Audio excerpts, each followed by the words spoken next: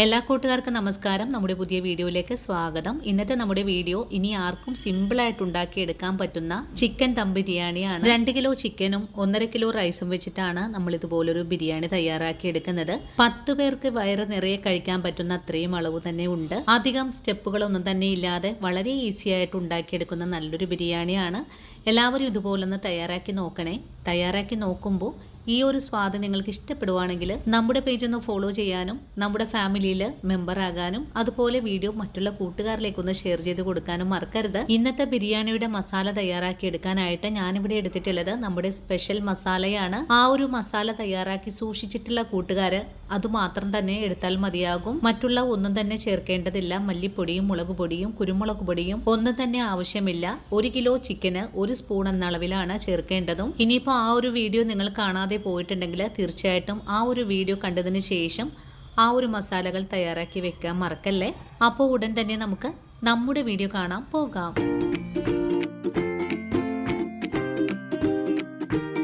ഇനി നമുക്ക് വളരെ എളുപ്പത്തിൽ ചിക്കൻ ബിരിയാണി തയ്യാറാക്കാൻ തുടങ്ങാം.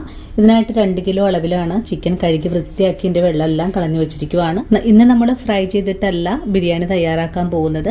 കഷ്ണങ്ങൾ ഇതുപോലെ തന്നെ മസാലയിലേക്ക് ഇട്ട് കൊടുത്ത് വേവിച്ചാണ് തയ്യാറാക്കി എടുക്കാൻ പോകുന്നത്.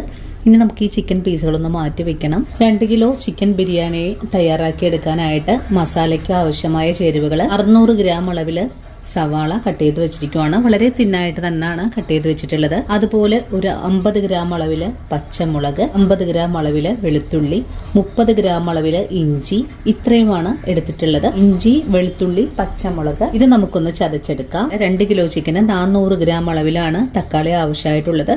കൂടുതൽ ഗ്രേവി ആവശ്യമാണെങ്കിൽ ഒരു 100 ഗ്രാം അളവിൽ കൂടെ തക്കാളി എടുക്കാവുന്നതാണ്. ഇനി നമുക്ക് ബിരിയാണി തയ്യാറാക്കി എടുക്കാനുള്ള അരി ഒന്ന് കഴുകി വൃത്തിയാക്കി ഒരു 10 മിനിറ്റ് നേരം കുതിർത്താൻ വെക്കണം. ഇത് 1.5 കിലോ അരിയാണ് ഞാനിവിടെ എടുത്തിട്ടുള്ളത്. ജീരകശാല കൈമ റൈസ് പോലുള്ള അരിയാണ് ബിരിയാണിക്ക് ഏറ്റവും നല്ലത്. എനിക്ക് ഇഷ്ടവും ഇത് തന്നെയാണ്. നമുക്കിത് കഴുകി നല്ല വൃത്തിയാക്കിയതിന് ശേഷം ഒന്ന് വെള്ളത്തിൽ കുതിർത്തി വെക്കാം. ഇനി ബിരിയാണി മസാല തയ്യാറാക്കാൻ തുടങ്ങാം. ഇതിനായിട്ടൊരു പാൻ അടുപ്പിലേക്ക് വെച്ചിട്ടുണ്ട്. പാൻ ചൂടായി വരട്ടെ. പാൻ ചൂടായി വന്നാൽ നമുക്കിതിലേക്ക് കുറച്ച് ഓയിൽ ഒഴിച്ചു കൊടുക്കാം. ഇവിടെ തന്നെ കുറച്ച് നെയ്യും കൂടെ ഒഴിച്ചു കൊടുക്കാം. ഇനി കട്ട് ചെയ്ത് വെച്ചിരിക്കുന്ന സവാള എണ്ണയിലേക്ക് ചേർക്കാം. നല്ലപോലെ വഴറ്റിയെടുക്കാം. സവാള പെട്ടെന്ന് വാടി കിട്ടാനായിട്ട് അല്പം കല്ലുപ്പ് ചേർത്ത് കൊടുക്കാം. വീണ്ടും നല്ലോണം ഒന്ന് വഴറ്റിയെടുക്കാം. ഇപ്പോൾ നമ്മുടെ സവാള ഒന്ന് സോഫ്റ്റ് ആയിട്ട് വാടി വന്നിട്ടുണ്ട്. ഇതുപോലെ ഒരു പരുവമായാൽ പിന്നെ നമുക്കിതിലേക്ക് നമ്മൾ ചതച്ച് വെച്ചിട്ടുള്ള ഇഞ്ചി, പച്ചമുളക്, വെളുത്തുള്ളി ചേർക്കാം. വീണ്ടും നല്ലോണം വഴറ്റിയെടുക്കാം. വഴറ്റുന്ന സവാള വീണ്ടും സോഫ്റ്റ് ആയിട്ടൊന്ന് വന്നിട്ടുണ്ട്. ഈ ഒരു പാകമായാൽ പിന്നെ നമുക്കിതിലേക്ക് മഞ്ഞൾപ്പൊടി ചേർക്കാം. 1/4 ടീസ്പൂൺ അളവിലും കുറച്ചായിട്ടാണ് മഞ്ഞൾപ്പൊടി ചേർക്കുന്നത്. മഞ്ഞൾപ്പൊടിയും ചേർത്തിട്ട് വീണ്ടും ഒന്നുകൂടെ വഴറ്റിയെടുക്കാം. മഞ്ഞൾപ്പൊടിയുടെ ആ ഒരു പച്ച മണം മാറുന്നത് വരെയും ഒന്ന് വഴറ്റിയിട്ടുണ്ട്.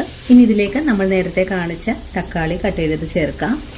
തക്കാളി കഷ്ണങ്ങളും കൂടി ചേർത്തിട്ട് ഒന്നുകൂടെ നമുക്ക് വഴറ്റിയെടുക്കണം. അതിന് മുമ്പായിട്ട് ഫ്ലെയിം ഒന്ന് കുറച്ച് വെച്ചിട്ട് ഈ ഒരു തക്കാളി ആവിയിലൊന്ന് വേവിച്ചെടുക്കാം. തക്കാളി വളരെ എളുപ്പത്തിൽ സോഫ്റ്റ് ആയിട്ടൊന്ന് വാടി കിട്ടുന്നതിന് വേണ്ടിയിട്ടാണ് നമ്മളിതുപോലെ ഒന്ന് ആവിയിൽ വേവിച്ചെടുക്കുന്നത്. 2 മിനിറ്റ് നേരം മൂടി വെച്ച തക്കാളി നമുക്കൊന്ന് തുറന്ന് നോക്കാം.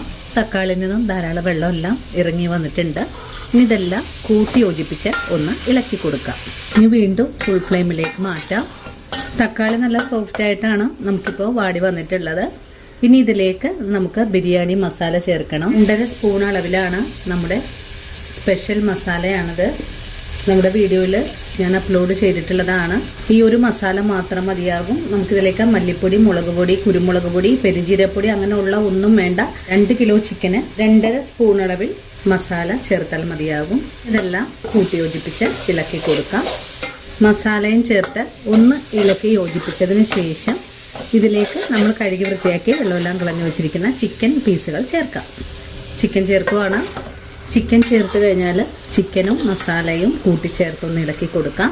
നിങ്ങളുടെ കൈവശം ഇതുപോലെ മസാല നിങ്ങൾ പൊടിച്ചു വെച്ചിട്ടില്ലെങ്കിൽ പട്ട, തക്കോലം, ഗ്രാമ്പു, കുരുമുളക്, ഏലക്ക ഇതെല്ലാം കൂടി ചേർത്ത് ഒന്ന് പൊടിച്ചതിന് ശേഷം ചേർക്കുകയോ അല്ലെങ്കിൽ നിങ്ങൾ കടകളിൽ നിന്ന് വാങ്ങിക്കുന്ന ബിരിയാണി മസാലപ്പൊടി ചേർക്കുകയോ ചെയ്യാവുന്നതാണ്.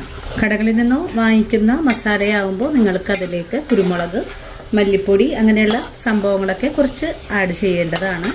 ഇപ്പോൾ 2 കിലോത്തിന് അര സ്പൂൺ അളവിലാണ് കേട്ടോ ചേർക്കേണ്ടതും. 5 മിനിറ്റ് നേരം ഈ ഒരു ചിക്കനും മസാലയും കൂടെ ചേർത്ത് ഒന്ന് നല്ലോണം ഒന്ന് വഴറ്റിയെടുക്കണം. ചിക്കൻ പീസുകൾ ഒരു 5 മിനിറ്റ് നേരം വഴറ്റി കഴിഞ്ഞാൽ പിന്നെ നമുക്കിതിലേക്ക് 200 മില്ലി അളവിൽ തൈര് ചേർക്കണം. 1 കിലോ ചിക്കന് 100 മില്ലി എന്ന അളവിൽ 200 മില്ലി തൈരാണ് ചേർത്ത് കൊടുക്കേണ്ടത്. അങ്ങനെ നമ്മുടെ ചിക്കൻ ഒരു 3 മിനിറ്റ് നേരം മസാലയിൽ ഇട്ട് കൊടുത്ത് നല്ലോണം ഒന്ന് വഴറ്റിയിട്ടുണ്ട്. ഇപ്പോൾ നമ്മുടെ ചിക്കനിൽ നിന്നും ധാരാളം വെള്ളവും വന്നിട്ടുണ്ട്. ഈ ഒരു പാകമായാൽ പിന്നെ നമുക്കിതിലേക്ക് തൈര് കൂടെ ചേർക്കാം. തൈര് ചേർക്കുമ്പോൾ പുളിപ്പില്ലാത്ത തൈര് വേണം കേട്ടോ ചേർക്കാനായിട്ട്. വീണ്ടും കൂട്ടി ഇളക്കി യോജിപ്പിച്ചതിന് ശേഷം നമുക്കിതിലേക്ക് മല്ലിയിലയും പുതിനയിലയും കൂടെ ചേർക്കണം. തൈരും ചേർത്ത് ഒന്ന് ഇളക്കി യോജിപ്പിച്ചിട്ടുണ്ട്. ഇനി ഇതിലേക്ക് കുറച്ചുകൂടെ ഉപ്പ് ചേർക്കാം. നമ്മൾ സവാള വഴറ്റിയപ്പോൾ കുറച്ച് ഉപ്പ് ചേർത്തിട്ടുണ്ട്. ഇനി കുറച്ചുകൂടെ ഉപ്പ് നമുക്ക് ചേർക്കണം. കുറച്ചുകൂടെ ഉപ്പ് ചേർത്തിട്ടുണ്ട്. കൂടെ തന്നെ മല്ലിയിലയും പുതിനയിലയും കൂടെ ചേർക്കണം. ഒന്നുകൂടെ ഇളക്കി യോജിപ്പിച്ച് കൊടുക്കാം.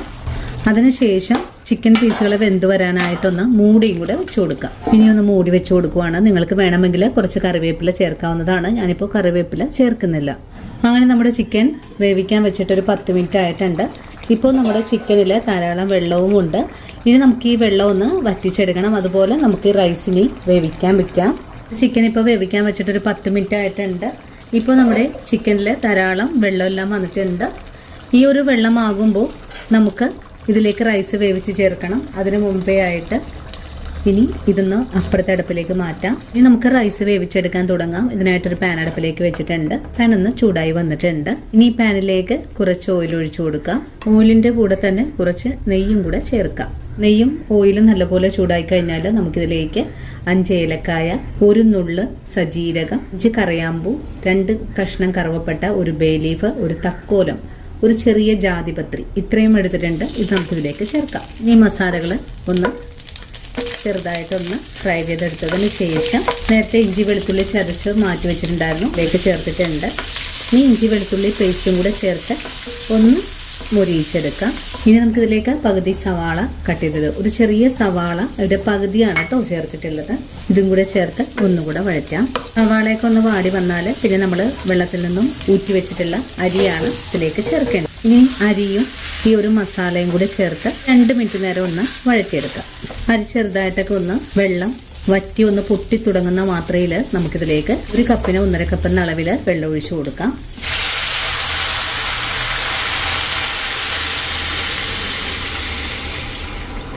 ഇനി നല്ലോണം ഒന്ന് ഇളക്കി കൊടുക്കാം. ഇപ്പോൾ അരി ഒന്ന് തിളച്ച് തുടങ്ങിയിട്ടുണ്ട്. ഇനി ഇതിലേക്ക് 1 സ്പൂൺ അളവിൽ വിനാഗിരി ചേർത്ത് കൊടുക്കാം. വിനാഗിരിക്ക് പകരമായിട്ട് നാരങ്ങാനീരും ചേർക്കാവുന്നതാണ്. ഇനി നമുക്ക് ഫ്ലെയിം ഒന്ന് കുറച്ച് വെച്ച് കൊടുക്കാം. ഈ ഒരു സമയത്ത് ഒരു ചെറിയ ക്യാരറ്റ് ഒന്ന് കട്ട് ചെയ്തത് കൂടെ ചേർത്ത് ഒന്നുകൂടി ഇളക്കി യോജിപ്പിച്ചതിന് ശേഷം മൂടി വെച്ചാണ് നമുക്ക് വേവിച്ചെടുക്കേണ്ടത്. ഇളക്കി യോജിപ്പിക്കുവാണ്. വെന്ത് വരുന്നതിന് മുമ്പായിട്ട് നമുക്കിതിലേക്ക് കുറച്ച് ഉപ്പും കൂടി ചേർത്ത് കൊടുക്കാം.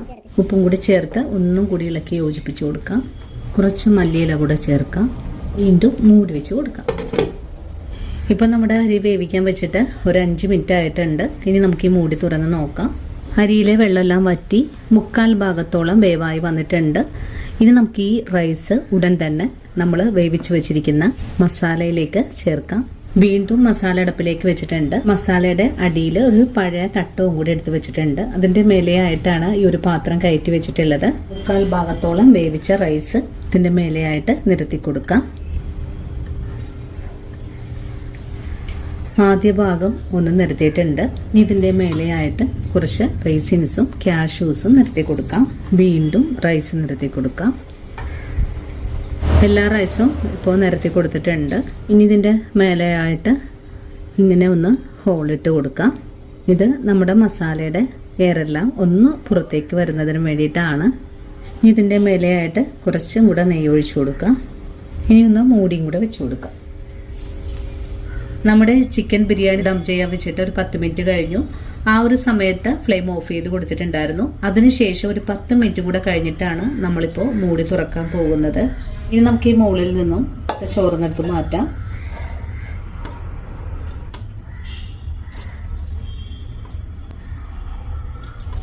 മസാലയും റൈസും കൂടി ചേർത്തൊന്ന് മിക്സ് ചെയ്തെടുക്കാം. നല്ലപോലെ ഇളക്കി ഒന്ന് യോജിപ്പിച്ച് കഴിഞ്ഞാൽ ഒരു സെർവിങ് പ്ലേറ്റിലേക്കാണ് നമുക്ക് ഈ ബിരിയാണി മാറ്റേണ്ടത്. വളരെ സിമ്പിളായിട്ട് തന്നെ നമ്മൾ ഉണ്ടാക്കിയെടുത്തതാണെങ്കിലും കഴിക്കാൻ സൂപ്പർ ടേസ്റ്റാണ്. അപ്പോൾ ഈ ഒരു തിരുവോണ നാളിൽ എല്ലാവരും ഒത്തുകൂടുന്ന സമയത്ത് ഇതുപോലൊരു സിമ്പിൾ ബിരിയാണി എല്ലാവരും വീടുകളിൽ തയ്യാറാക്കി നോക്കണേ.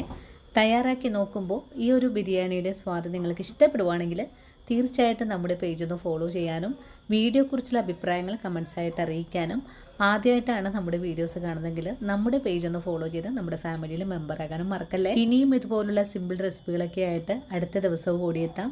അതുവരെയും സ്നേഹത്തിൻ്റെ ഭാഷയിൽ ഒത്തിരി സ്നേഹത്തോടു കൂടി തന്നെ വീണ്ടും കാണാം.